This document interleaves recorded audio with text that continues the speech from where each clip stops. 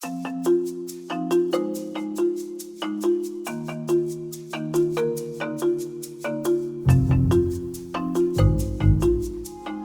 pessoal, meu nome é Maria Clara, eu sou editora-chefe da revista Qual é? Hoje eu estou aqui com o pessoal da turminha editorial da revista e também com o pessoal do Imprensa Jovem da MF M Boimirim 2. Eles vão entrevistar a jornalista Vera Magalhães, apresentadora do programa Roda Viva e também colunista da rádio CBN e do jornal O Globo. Vera, muitíssimo obrigada. Obrigada a vocês, um prazer. Muitíssimo obrigada a todos os estudantes que estão aqui hoje com a gente. Antes de começar, eu vou contar para vocês que essa iniciativa faz parte do projeto Comunique, realizado pela revista Qual é, que tem o objetivo de, durante uma semana por ano, intensificar o debate sobre a importância do contato dos jovens e das crianças com o jornalismo. Eu vou começar passando a palavra para a Letícia. Antes de você fazer a pergunta, eu vou pedir para todo mundo que se apresente, fale nome, idade, o ano e o nome da escola, tá bom? Letícia, pode começar. Olá, meu nome é Letícia, tenho 11 anos e estudo na escola MFM Boimirim 2. Vera, como somos crianças, temos a curiosidade de saber um pouco da sua infância. E por que você escolheu ser jornalista? Ah, que legal, Letícia. Bom, eu fui uma criança que tive uma irmã só, então éramos duas crianças em casa. Eu nasci em 1972, eu tenho 51 anos, então eu fui criança nos anos 70 e 80. Eu morava aqui em São Paulo, nasci em São Paulo, mas o meu pai tinha um trabalho que obrigava a gente a mudar bastante de cidade. Então eu morei em Andradina, no interior de São Paulo, depois morei em Santo André, aqui na Grande São Paulo, e eu gostava muito de brincar na rua quando eu morava no interior. Isso é uma coisa que a gente não podia fazer muito aqui em São Paulo, então eu aproveitei para fazer muito em Andradina, então pular amarelinha, brincar na rua, brincar de bola. Gostava também de ver televisão. Quando eu era criança não tinha internet, não tinha celular, então a gente tinha que se virar com as brincadeiras de boneca, de patins, de bola na rua, no clube também, que era uma coisa que a gente brincava bastante. Eu gostava bastante de ler, eu lia muitos livros do Monteiro Lobato, e é isso, eu já gostava bastante de escrever. Ler e escrever, isso acabou me levando a escolher fazer jornalismo. Quando eu era pequena eu fiz um jornalzinho das histórias da minha família, e isso acho que foi a primeira sementinha ali do jornalismo, quando eu tinha uns 7, 8 anos. E aí, como eu ia bem de redação, gostava bastante de escrever, acabei me encaminhando para esse lado. Muito obrigada. Obrigada a você. Olá, sou a Lívia, da MFM Boimirim 2 e tenho 11 anos. E gostaria de saber quais são os grandes desafios da sua profissão. São muitos, Lívia, porque ser jornalista não é fácil, a gente tem que ir atrás da informação, tem que buscar notícia, tem que apurar se aquilo é verdade mesmo, ou se estão contando uma mentira pra gente, tem muita fake news por aí, então tem esse desafio de sempre checar para não publicar nada que seja falso ou que coloque alguém numa situação ruim e depois não seja verdade, ou que cause um pânico, por exemplo, na comunidade e depois não seja verdade. Então tem muita responsabilidade no trabalho do jornalista. Eu acho que essa é a maior delas. Tem muita pressão também, porque a gente trabalha com prazos muito apertados, é como se vocês tivessem um trabalho para entregar na escola e tem aquela data certinha para entregar. Imagina isso no jornalismo, que você tem que fazer no mesmo dia e já entregar. Então essa pressão do prazo também é muito grande. Eu acho que esses são os principais desafios, mas também é muito bom e é muito prazeroso você saber que você está fazendo um trabalho que tem repercussão na vida de todo mundo, que ajuda as pessoas, que presta serviço público, que faz ali a vigilância dos políticos para eles não fazerem nenhuma coisa errada, não cometerem nenhum ato de corrupção. Então tem um lado do desafio, mas tem um lado também muito prazeroso de ser jornalista. Olá, eu sou a Maria Eduarda Araújo Trajano, tenho 10 anos, sou da escola MF Boimirim 2. Bom, eu queria saber se tem alguma área dentro do jornalismo que você gostaria de atuar e ainda não atuou. Tem sim. Eu comecei no jornalismo em 1993, fazendo cobertura de TV. E aí, o que eu fazia? Eu fazia o que ia acontecer nas novelas, entrevistava os atores, escrevia sobre o que ia acontecer nos programas, até daqui da TV Cultura, entrevistei na época os apresentadores aqui da TV Cultura, então já fiz esse trabalho que vocês estão fazendo hoje. E aí logo em seguida, poucos meses depois, eu já fui para a política. Então ao longo de toda a minha vida, já são 30 anos trabalhando nisso, sempre trabalhei cobrindo política, que é um assunto meio chato, né? Alguém aqui gosta de política? Mais ou menos, né? Então é isso, fiquei cobrindo política, que é um assunto sério, meio pesado, a minha vida toda. Então o que eu gostaria muito de cobrir e que eu nunca cobri? Música. Eu adoro música, gosto bastante, me dedico muito, vou muito a show, acompanho as músicas novas dos artistas. Então é um sonhozinho ali do fundo do coração de um dia trabalhar com música, entrevistar. O Roda Viva me permite fazer isso, porque aqui a gente já recebeu muitos músicos, muitos artistas, então me permite ter um gostinho de trabalhar com essa área, mas nunca foi uma área em que eu me dediquei especialmente e acho que eu gostaria de fazer. Olá, meu nome é Nicole, sou da MFM Boimirim 2, Imprensa Jovem. Eu gostaria de saber se você pode contar um pouco da sua atuação como jornalista aqui na TV Cultura e no programa Roda Viva. Então, é assim, eu trabalho aqui no Roda Viva desde 2020. Eles me convidaram para ficar no lugar de outra apresentadora, que é muito minha amiga, que chama Daniela Lima. Ela foi para um outro desafio profissional e eu fui contratada para assumir o programa. Então, esse é o 4º ano que eu estou aqui à frente do Roda. Roda é um programa bem antigo, é o mais antigo de entrevistas da TV aberta. Ele existe desde 1986.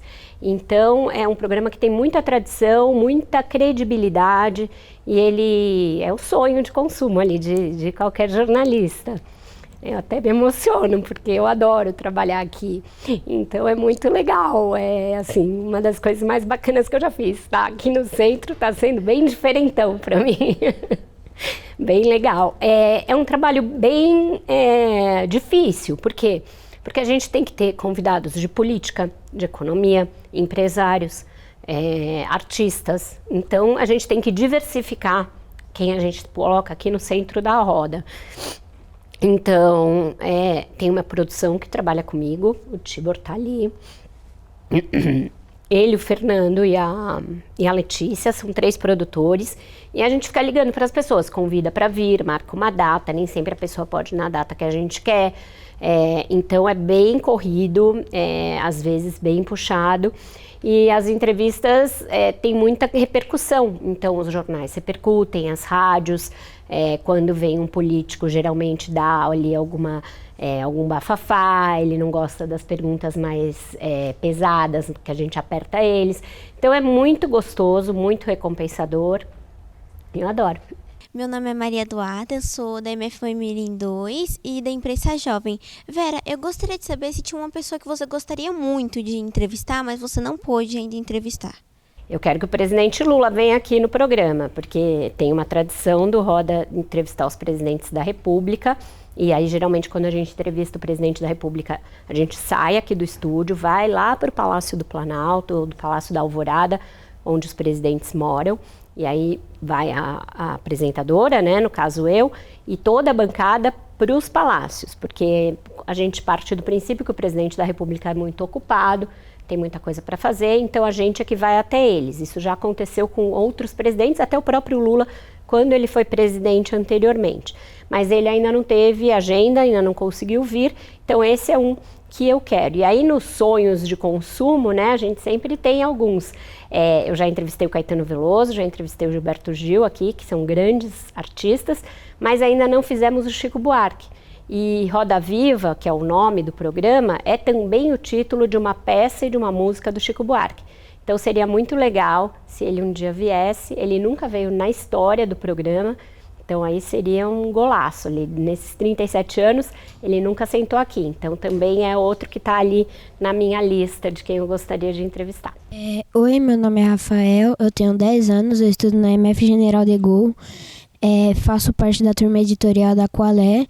E Vera, na sua opinião, quais conhecimentos, além daqueles que se aprendem na faculdade, pode ajudar no desenvolvimento pessoal? Ah, que pergunta legal. Bom, eu acho que para ser jornalista, para desenvolver as ferramentas que o jornalista precisa, além daquilo que a gente aprende na escola e que a gente aprende na faculdade, você tem que saber ouvir. E hoje em dia eu acho que é uma coisa bem difícil a gente saber ouvir, porque a gente quer falar muito, a gente quer dar a nossa opinião, a gente quer ter razão, mesmo quando a gente tem uma discussão, não sei vocês, na escola de vocês, com os amigos, você pouco ouve o argumento do seu amigo, você mais quer falar o seu.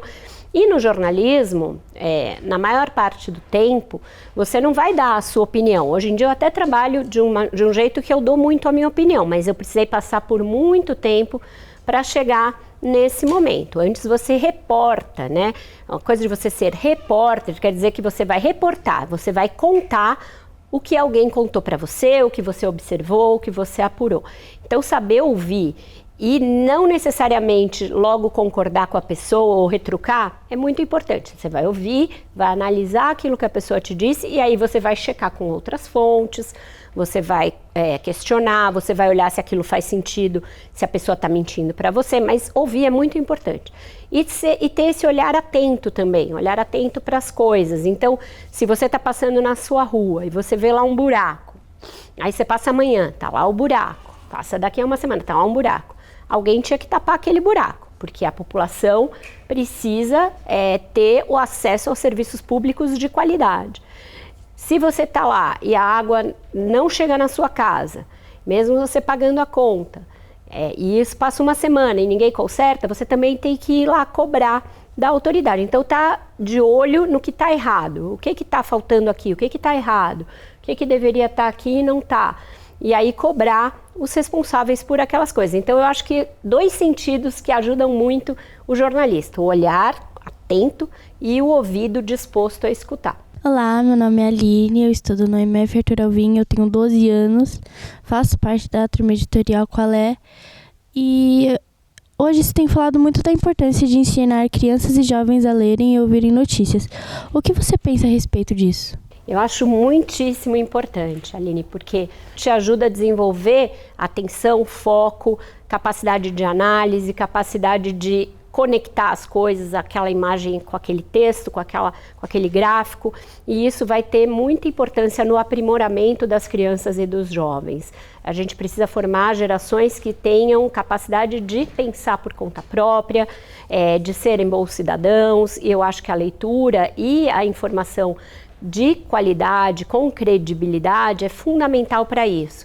Se a gente acha que vai se informar só pelas redes sociais, só pelo TikTok, só pelo WhatsApp, a chance de receber fake news, de receber desinformação, de receber discurso de ódio, que são coisas que estão muito presentes nesses ambientes, aumenta.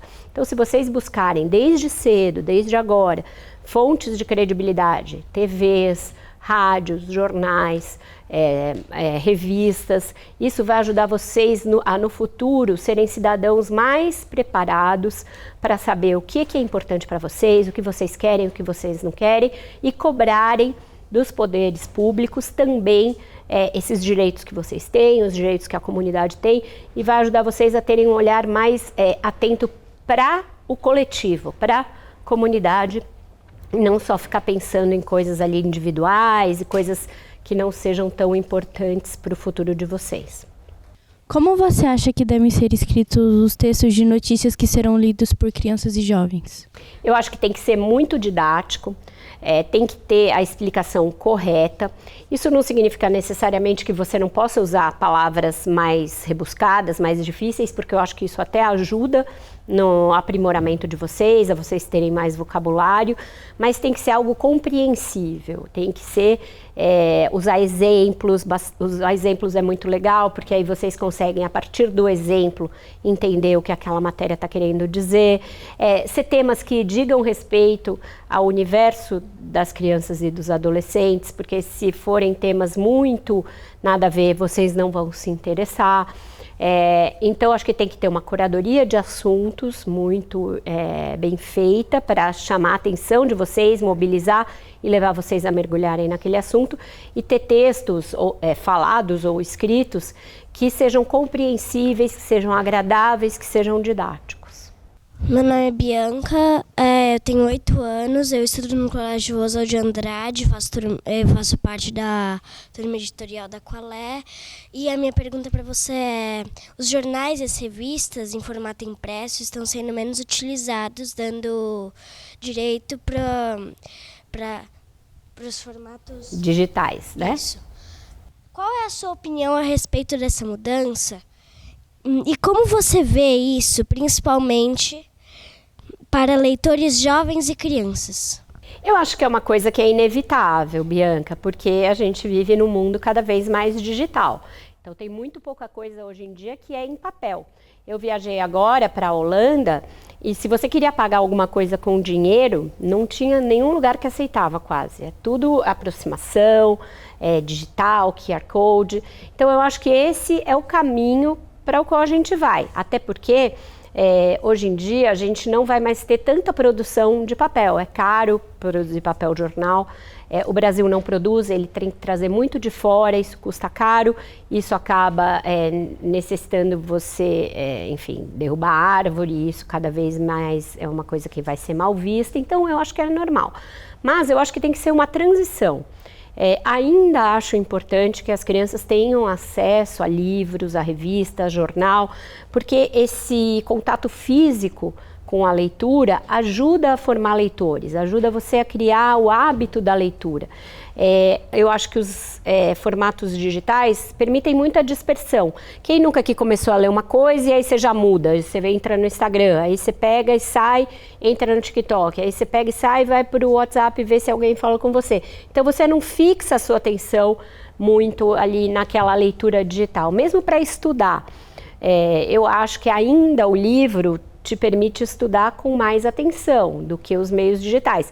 Mas vai ter de haver uma transição. Eu acho que essa transição tem que ser acompanhada pelos adultos. Os adultos têm que fazer isso, tanto os professores de vocês, quanto nós jornalistas, quanto os pais de vocês, de uma forma ali paulatina. Lógico, vocês vão ter muito mais acesso ao meio digital do que ao papel, mas colocar em vocês a curiosidade de ainda folhear uma revista, folhear um livro, abrir um jornal, entender por que aquelas notícias que estão em cima são mais importantes que as outras, porque tem uma hierarquia nesse noticiário. Eu acho que tudo isso ajuda a desenvolver o raciocínio do leitor, do estudante, da criança e do adolescente. Então eu acho que as duas coisas têm que conviver ainda por um período de uma maneira harmônica, mas vai ser natural que o digital acabe sendo o que vai mais capturar a atenção de vocês. Vera, você falou antes que quando era criança gostava muito de ler. Queria que você contasse pra gente seus livros preferidos e também se tem quadrinhos que você gostava ou até hoje você gosta. Bom, eu nem sei se esses quadrinhos, a maioria ainda tem, mas nem todos. Eu falei aqui do Monteiro Lobato, que é um autor que hoje em dia vocês provavelmente vão estudar na escola. É questionado porque ele tratava alguns assuntos de uma maneira lá do início do século, do fim do século XIX, que foi quando ele nasceu, assuntos que hoje são tratados de outra maneira. Então tem muitos personagens ou muitas colocações dele que hoje em dia, para o nosso entendimento, são considerados racistas, são considerados machistas, mas que construiu um universo infantil muito poderoso. Não sei se vocês já tiveram contato com o Sítio do Pica-Pau Amarelo, as aventuras da Emília, do Visconde de Sabugosa. Então, quando eu era pequena, aquilo me prendia e me fascinava muito. Eu li a obra completa do Sítio do Pica-Pau Amarelo. Li também uma outra, era uma trilogia na época, mas eu acho que teve outros livros depois, que eu não sei se vocês ainda leem nas escolas, que chama O Cachorrinho Samba, que também é um livro brasileiro. Os livros da coleção Vagalume também eu adorava, o Mistério lá dos 5 Estrelas, o Escaravelho do Diabo, o Caso da Borboleta Tira. Então eu li quase todos da coleção Vagalume. E de gibi eu lia todos da Turma da Mônica, adorava, da Luluzinha e do Bolinha, que eu não sei se ainda tem. E que mais? E eu não gostava tanto dos da Disney, achava um pouquinho chatos. Eu gostava mais do Pato Donald e do Tio Patinhas, mas o do Mickey eu achava bem chato. Vera, mais uma pergunta. Você pode contar pra gente se tem uma entrevista que você achou super difícil de fazer? Tem muitas. A gente fez aqui o presidente da Câmara, Arthur Lira, foi uma entrevista difícil, porque foi bem questionadora, ele em alguns momentos não gostou muito das perguntas, então foi difícil. A gente já fez algumas entrevistas remotas em inglês na época da pandemia, então isso tem uma coisa difícil, porque você tem que ficar no ouvido com uma tradução simultânea, e o entrevistado também, então demora um pouquinho para ele entender a pergunta em inglês, responder, o tradutor passar para o português, então isso demanda uma certa dificuldade.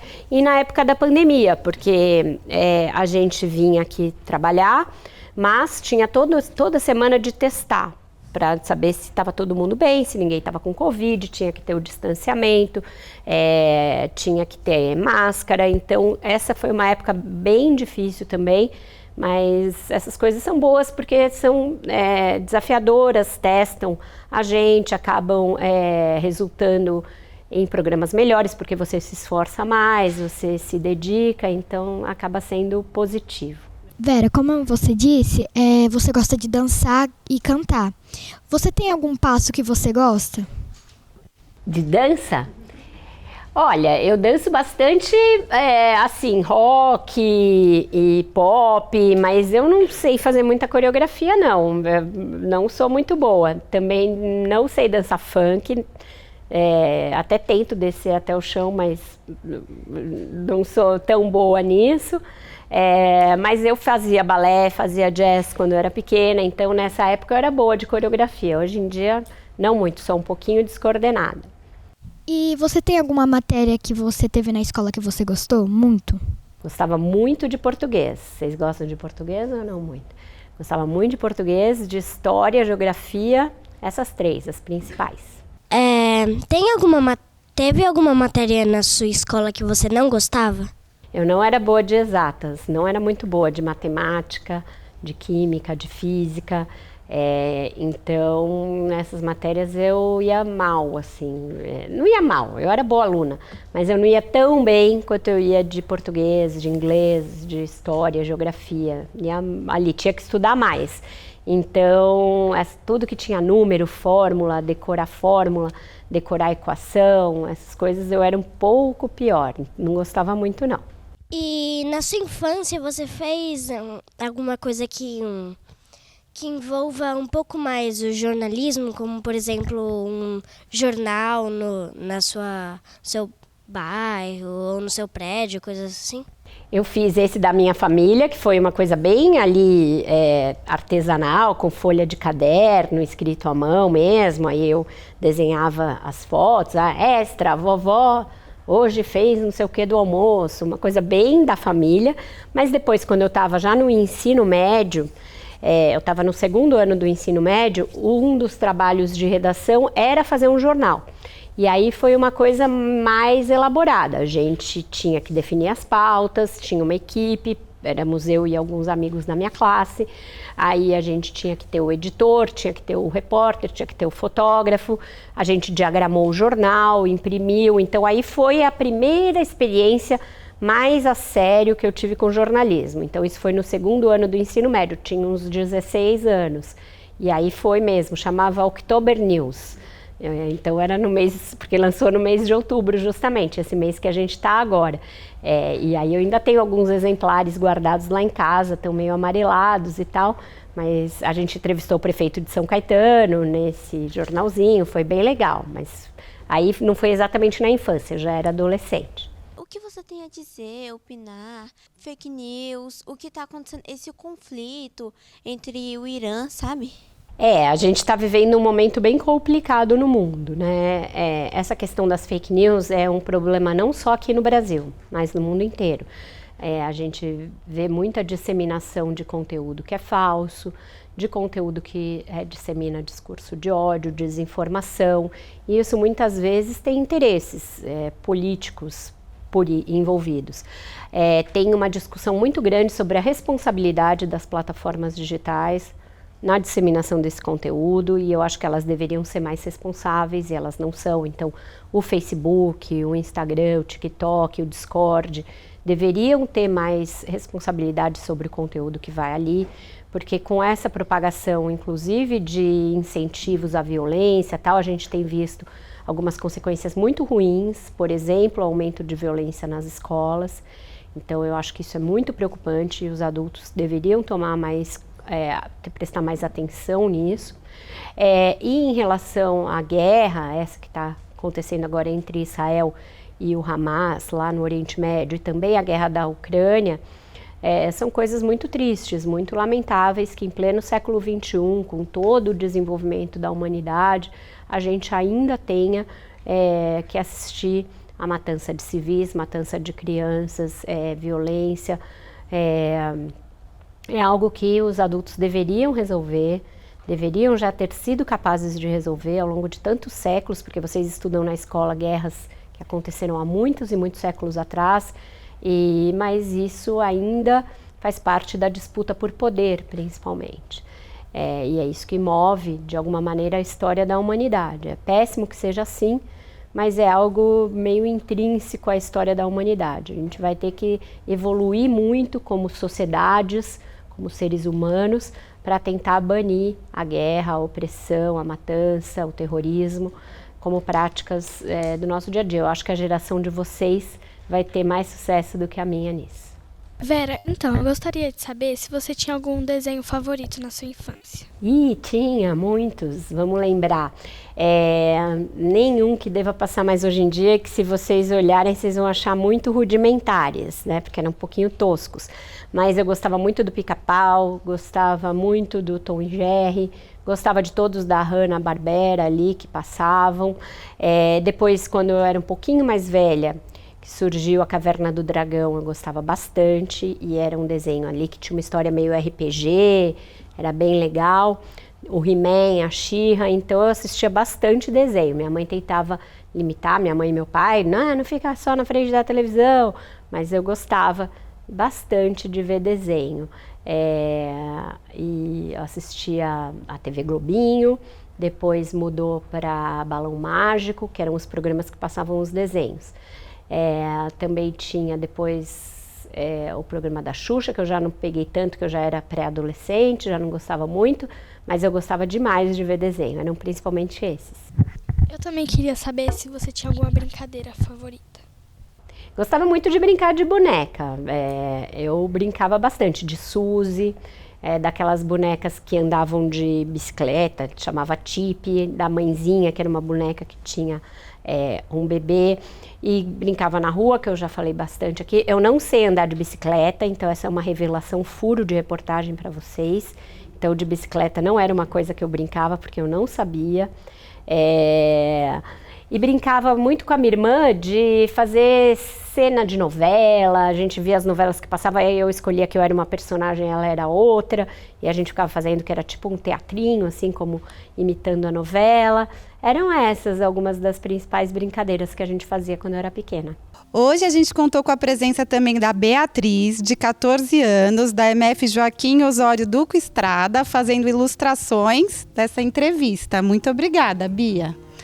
Queria agradecer demais todos os estudantes, agradecer muitíssimo a Vera, foi incrível, com certeza um momento histórico para a revista Qual É e muito importante para o jornalismo infanto-juvenil. Muito obrigada. Eu também agradeço a vocês, a Qual É, a Prefeitura, a Secretaria Municipal de Ensino, a Imprensa Jovem e a TV Cultura, que viabilizou a gente fazer essa conversa tão gostosa aqui. Espero que vocês tenham gostado. Espero que vocês se interessem mais pelas notícias, vejam que não é uma coisa cabeluda, que só os adultos que entendem, vocês têm capacidade de entender. Eu acho que a Qual É vai ajudar vocês a se tornarem leitores críticos de jornalismo e que vocês usem o jornalismo também para serem mais, cobrarem dos professores, cobrarem dos diretores da escola, as coisas que vocês acham que poderiam ser mais legais na escola, que teriam que ser mais conversadas. Então, se tornar cidadãos ali críticos, exigentes, e eu acho que o jornalismo vai ajudar. Obrigada.